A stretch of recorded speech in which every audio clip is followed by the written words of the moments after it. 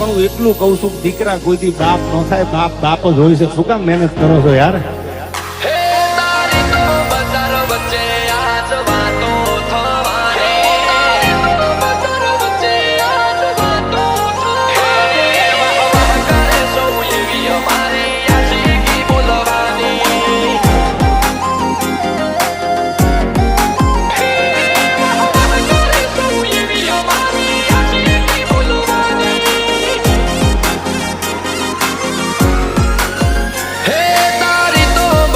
વચ્ચે આજ વાતો થવાની,